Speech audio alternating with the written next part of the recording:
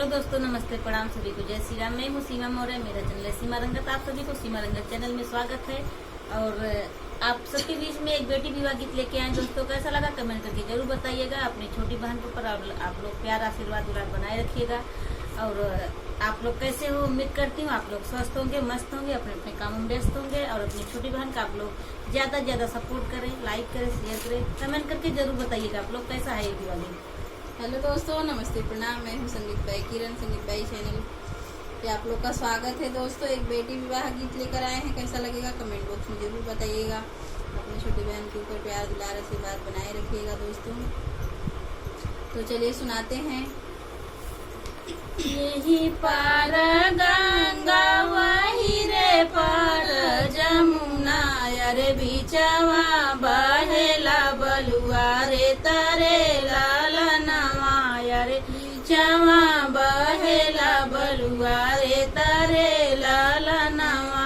यही पार गंगा वही रे पार जमुना, अरे बीचवा बहेला बलुआ रे तारे लालनवा। वही बालू रे तवा में बागरे बगीचवा, अरे फूलवा फूल का चनार रे लालनवा, अरे फूलवा फूल का चनार रे लालनवा।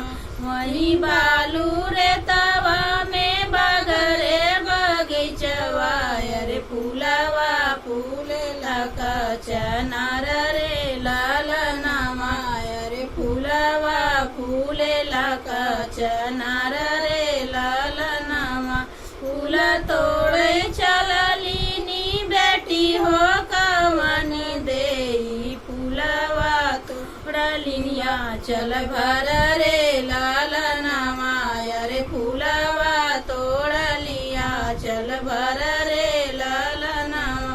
फूल तोड़े चललीनी बेटी हो कवन देई, फूलवा तोड़िया चल भर रे लालनवा, अरे फूलवा तोड़िया चल भर रे लालनवा। घोड़वा चढ़ल आमई दुल्हे कवन रामा, दैली हेनी गोरी गोरी बाहरे लालनवा, अरे धैली हेनी गोरी गोरी बाहरे लालनवा।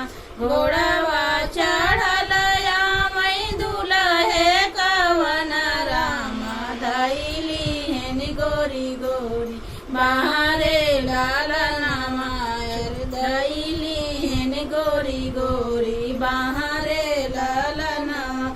छोड़ा छोड़ा एगो प्रभु मोरी गोरी बहिया, अरे बहिया आल पशु पुआर रे लालनवा, अरे बहिया आल पशु पुआर रे लालनवा।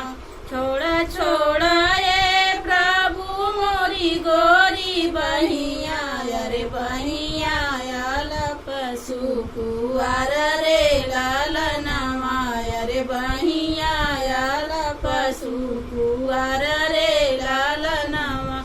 यही पार गंगा वही रे पार जमुना, अरे बीचवा बहेला बलुआ रे तरे लालनवा, अरे बीचवा बहेला बलुआ रे तरे लालनवा।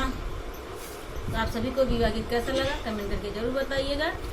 सभी को जय श्री राम। मिलते हैं अगले वीडियो में, तब तक आप सबसे बाय बाय।